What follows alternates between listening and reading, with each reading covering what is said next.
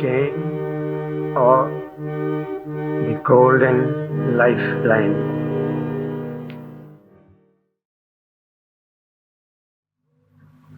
As slow our ship, her foaming track against the wind was cleaving,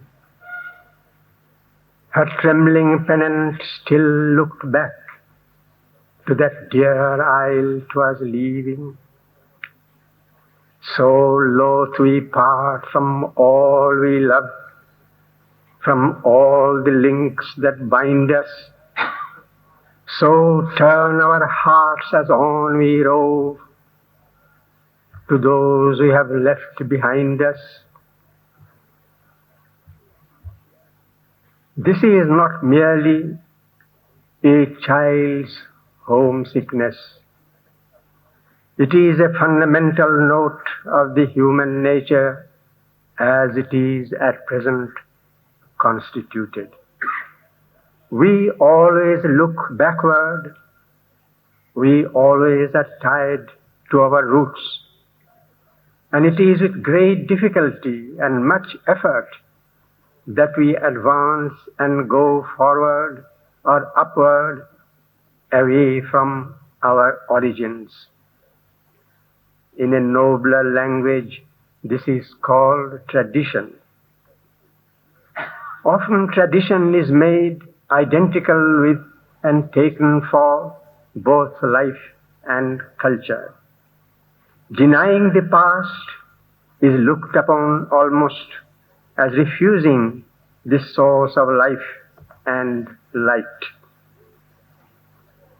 Viewed from another standpoint, this harking back to the past, to the roots, as we say, is the greatest obstacle to human progress.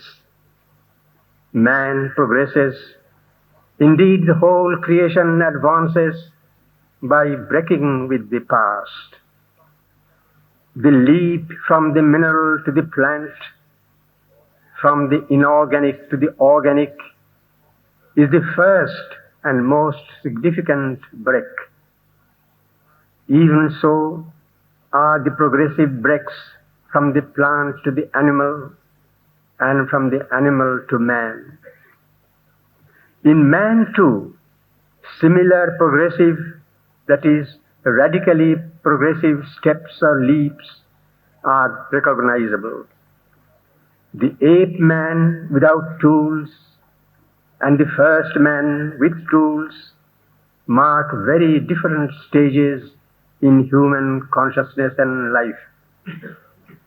And we have carried on more or less the same manner of progression till today. But against this forward movement of nature, there is a counter pull backward. The principle of inertia, of standing still, is of the very nature of matter, the basic fact of creation. The force of gravitation, Earth's pull, does not allow you to shoot up. It brings you down. And if you stand erect, the innate tendency of the body is to sit down or lie flat, obedient to the earth's attraction. This physical inertia acts also upon the mind, including the vital consciousness. This is translated in the consciousness as an attachment to the past, to what man has been familiar with. Conservation is the term in respect of physical nature, and atavism is its expression in human nature. It is so difficult for man to leave the beaten track, for that means risk and danger. Our thoughts and movements are all shaped in the mold of the past. We carry out what old habits have instructed us. Any new thought, any new act we happen to come across We seek to link to an antecedent or precedent similar in kind or form. It is a never-ending succession, a causal chain that makes up our life, the present being always produced by its past. That means the present and so also the future is only another form or term of the past. What is not in the past is not in the present or the future. That is to say, such is the constitution of our consciousness and nature. There is a natural and inevitable faith and trust in the past, on extension of the past. There is only apprehension for the future, uncertainty in the past. It is not that conscious intelligence of man is ignorant of the truth. His reason and higher perception surely sees and acknowledges it, but the life impulse that moves him, his spontaneous energy and instinct, turns him away from a dynamic recognition of what otherwise should inspire his movements. The link with the past is of much greater strength than a possibility of the future. It was Buddha's signal achievement to uncover this great illusion, the illusion of an inexhaustible and inexorably continuing past, continuing into the present and into the future. He saw that to be is not to continue into the present and to the future.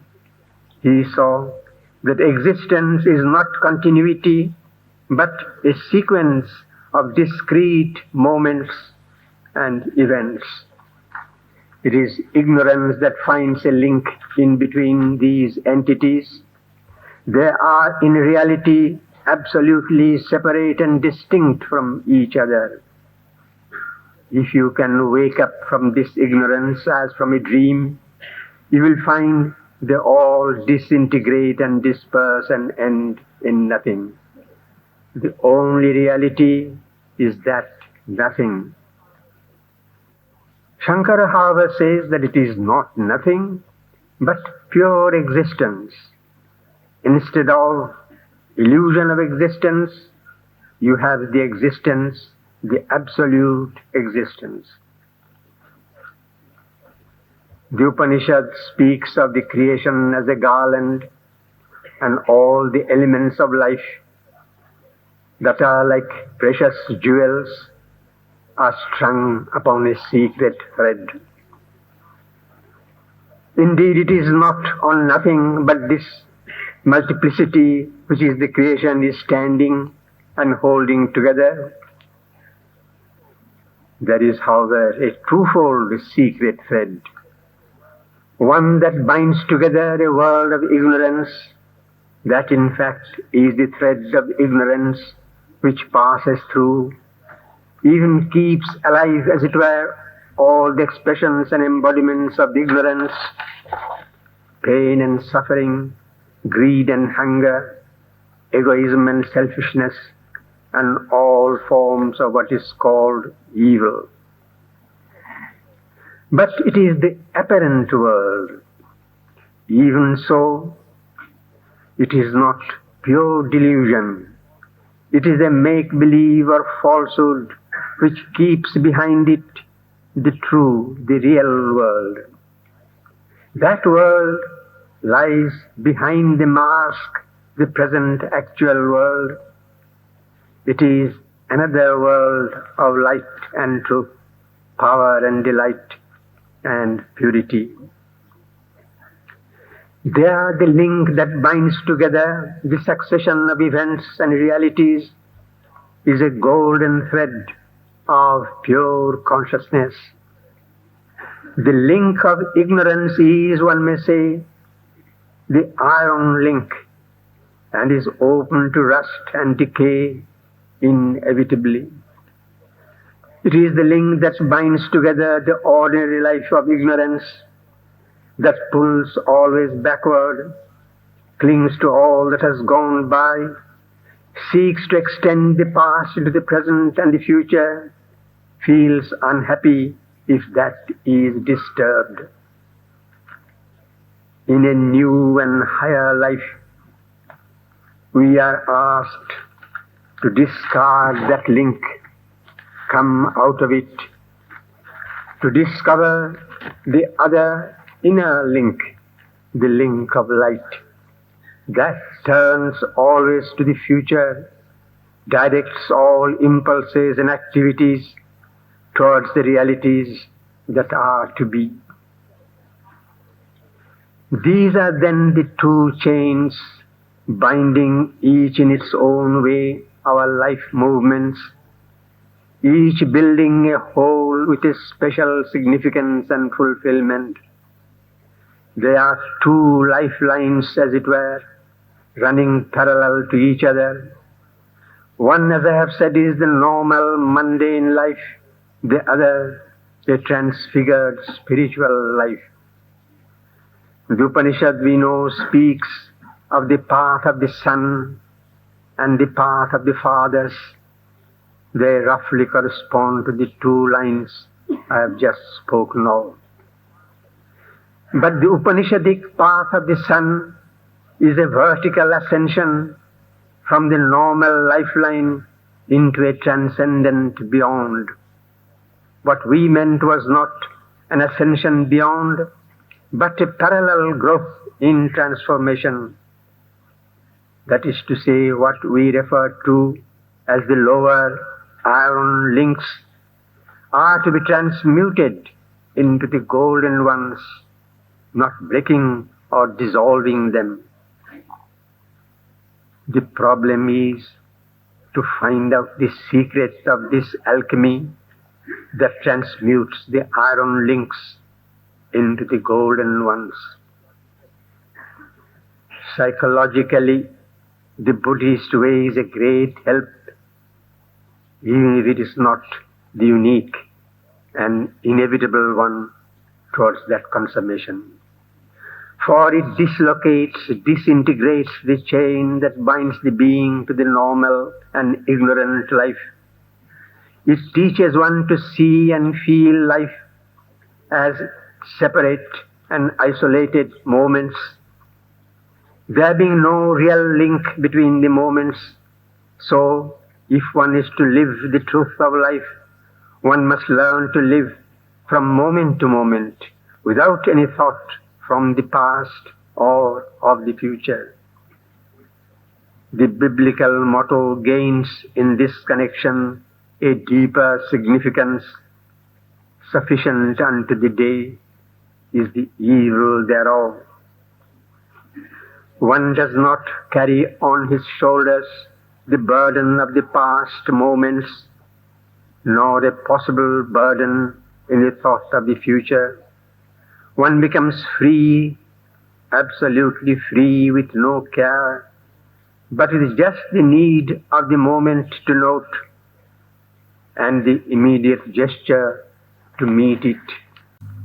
That is a way, an effective way for dissolving life. But we seek, as we said, not dissolution or disintegration, but integration. Integration into a higher integer, a greater reality. The lower chain dissolved, we have to find a new status beyond the dissolution.